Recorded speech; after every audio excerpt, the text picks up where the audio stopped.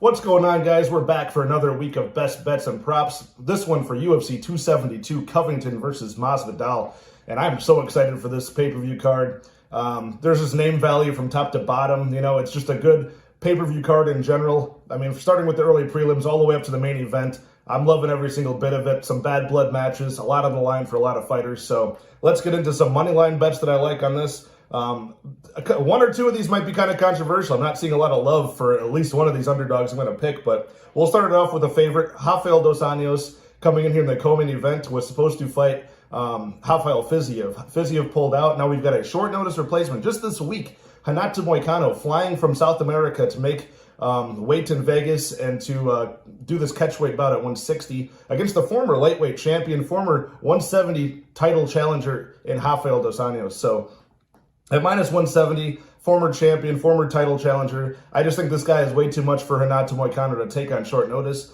Even if he had a full camp for this, I think it would be, I'd probably have to favor RDA in this. He is getting older, but I think he's still very serviceable, very good everywhere. I mean, we're talking about a former Jiu-Jitsu Worlds competitor. I mean, albeit that was about 15 years ago, but still, he's going to be defensively sound against the best win condition that Renato Moicano has, which is that submission game. So I think RDA can, out-volume him on the feet. I think he can stay competent on the ground and just outpoint a way to, a decision here. So I think at minus 170, and this might be an outdated stat, but at least a while ago, it was, I think the short notice replacements on fight week were at a 33% chance of winning the fight. So he's already at disadvantage from the short notice. He just fought recently a few weeks ago. So I think this is too much to ask for him against such a high caliber opponent in RDA. So give me RDA at minus 170.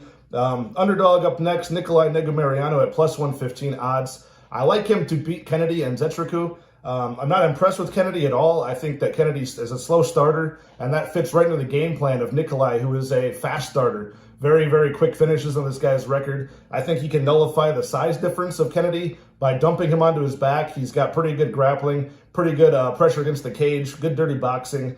I think that he can nullify the size difference pretty easily. And, in a fight that I see, I would slightly edge Nikolai anyways. The fact that we get slight plus money on him, I like him as an underdog. Up next is the one that I think people might crucify me for because they love Bryce Mitchell as a favorite this week. But I'm taking Edson Barbosa, my Brazilian homeboy. I want this guy to win so badly, and I think he's got the skills to do it. I mean, this is such a big gap in experience between the two fighters, such a big gap on the feet. And every fight starts on the feet. I know that Barbosa has struggled against grapplers before, but these guys are like Khabib level, even, guys like Kevin Lee. I mean, not to compare those two, but the fact of the matter is he's losing to the best of the best. He's getting out-grappled by the best of the best usually. And at plus 145 odds now, and it's sort of climbing up still. I mean, I put a unit on Barbosa at plus 135 thinking that was a good deal. Now it's up to plus 145. I doubled down on him. I don't care what everybody else in MMA Twitter thinks. I like Barbosa in this matchup. He's a BJJ black belt. Give this man some credit.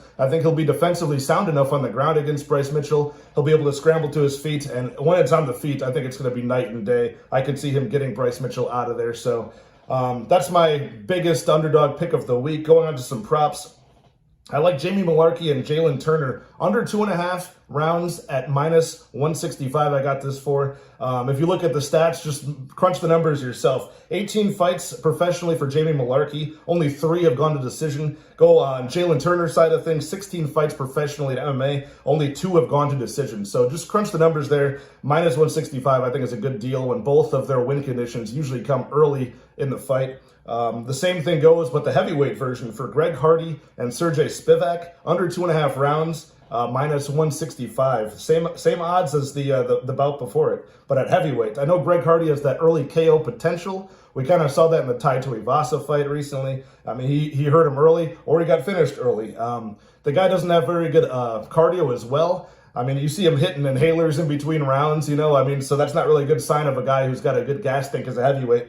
Sergey Spivak has pretty crippling top pressure when he gets fighters against the cage, drags them to the ground. He can employ that ground and pound. He can get the finish as well, even by submission. I think if Greg Hardy, tires out in this fight, he will get his neck snatched up, he will get submitted, or he'll get ground and pounded. So for under 2.5 rounds, minus 165, I think that's a good bet. Moving on to the third prop I have. This one's almost too obvious, but I do like it. It's Umar Nurmagomedov to beat Brian Kelleher by submission. Plus 170 odds I got this for. Like I said, it's almost too obvious, when you're picking this. Umar Nurmagomedov to beat Brian by submission. But to transform such a big favorite like that into a plus 170 underdog price tag, I think it's pretty good. And if you watch Umar's, if you watch all of his fights, I mean, the guy kind of moves around on people's back like BJ Penn. The dexterity in his in the way he gets his hooks in to that rear naked choke back mount, the way he fakes one submission, goes for the next. I mean, he's just got a crippling top pressure when it comes to the grappling. I think he can find a neck if he's given 15 minutes here against Brian Kelleher, maybe get him tired and finish him late. I think like I said, to transform that huge underdog, to transform the biggest favorite in the card into underdog price, I believe is a good way to go about it, especially since he's got 6 of his 13 wins by submission.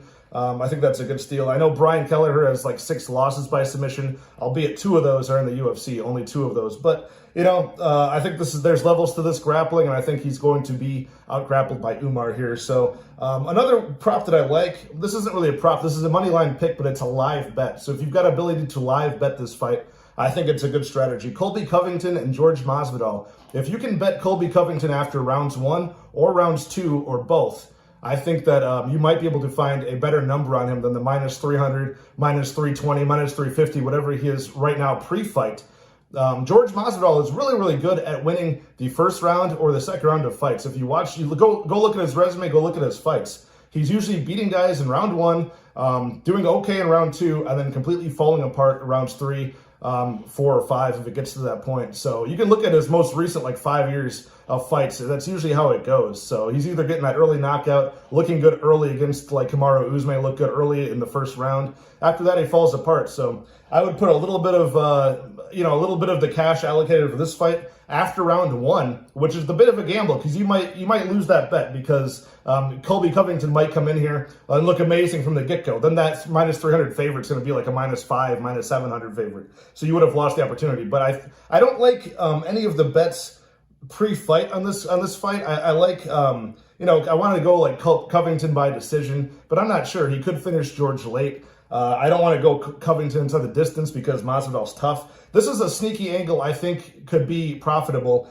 If you just let George Masvidal get a lot of activity in round 1, look very good early, get some flashiness for the bookmakers and the judges and the fans in the arena, and get that Covington number down a bit for round 2. So in between rounds, maybe you could get like a minus 200, or better on Covington, maybe. But that's the gamble there, and if you've got the ability to live bet, that's the strategy I would do. Covington in between rounds 1 and 2. Moving on to some of the confident fighters I have on this card. It's tough. When you really look at this card, I've got some strong leans on who I think should win. I've got some props I like. When it comes down to the most confident fighters, I came up with 3 names. I came up with Umar Nurmagomedov, I came up with Colby Covington, and I came up with Kevin Holland. Now, Holland's the one that I really, almost don't like in this. He is starting a new weight class. He has been pretty unreliable before, but I just don't think he has to worry about that with Alex Oliveira here. I think he should kind of run through him or at least win a clear-cut decision. I think he can get the finish late. Oliveira does gas out. I think I would favor the gas tank of Holland over that of Cowboy Alex Oliveira. So those are the 3 that I like. And if you parlay those 3 together, you actually get plus 110 odds. So, if I do sort of like a PRP parlay type of night, just a little bit of money on that, sort of like I did last week, but not as heavy, I would start off that with Nurmagomedov, Covington, and Holland. You don't want to put this bet in probably pre-fight because the weigh-ins are tomorrow morning. Something weird might happen, so you don't want to lay, a parlay on something that might not take place. We got to watch the weigh-ins, but that's what I would really. Those are my 3 confident favorite fighters in this fight night.